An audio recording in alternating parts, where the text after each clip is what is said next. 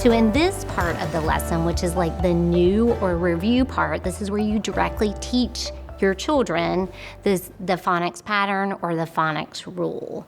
So here we're going to talk about the direct instruction that happens in the lesson. And this is really important because one feature or characteristic of structured literacy is that instruction is direct and that it is systematic. It is cumulative, meaning it scoops up everything that has been taught before, interacts it with what's been taught before so kids can take it and use it, and that it's diagnostic. This part of the lesson needs to be really tight. Any participation that I have kids doing, I've thought through that we can correlate respond, that we can move through it so we can actually get to the part of the lesson where they are doing the work, where they have pencil to paper. So I'm going to use the CK rule as an example of how you could do this direct instruction with children while letting them participate using the information they already know about the way words work. When teaching kids directly about a new phonics pattern, we have to be really intentional about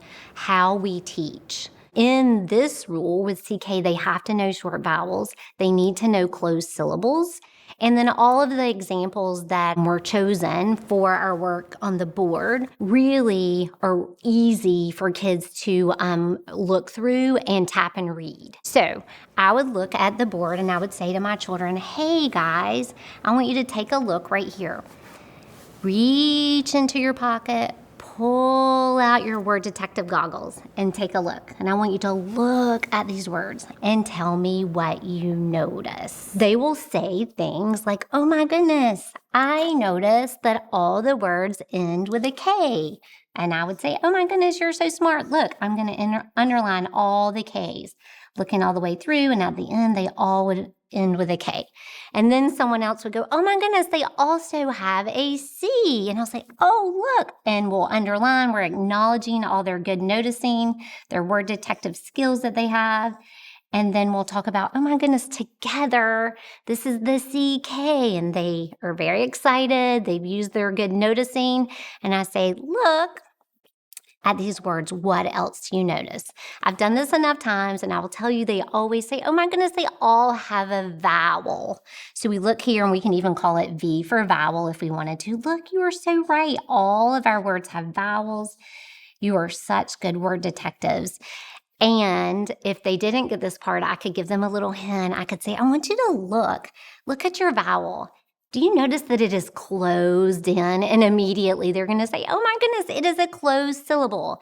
If the syllable is closed, then the vowel will be short. So we can mark all of our vowels short. So this would say eh, this would say I, this would say this would say ah, this would say ah, this would say I. And I would say, you guys have been the most amazing word detectives and you have figured out this rule that we can use for spelling and reading. And then at this point, I would teach them the rule. But they did all the detective work that got them here where they can see, I know what I need to have to move forward with this rule.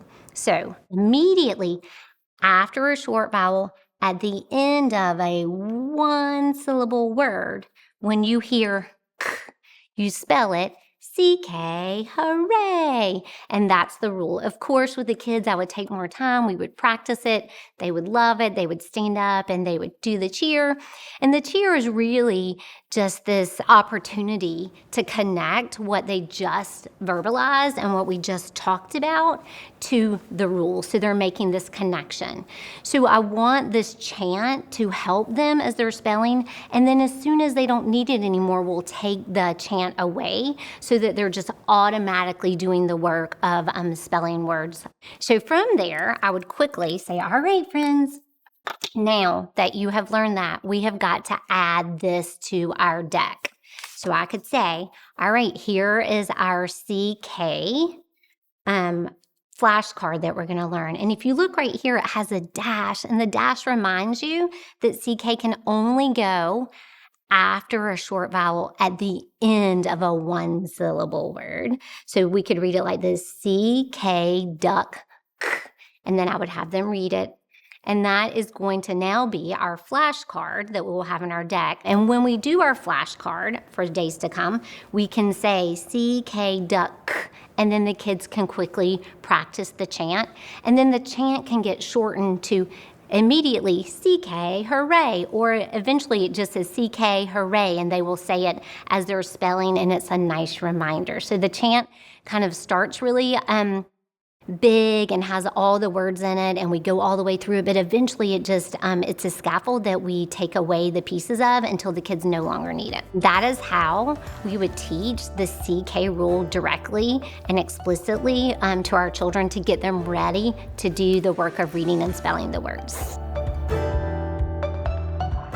Reading Universe is made possible by generous support from Jim and Donna Barksdale, the Hastings Quillen Fund, an advised fund of the Silicon Valley Community Foundation, the AFT, the Emily Hall Tremaine Foundation, and anonymous donors.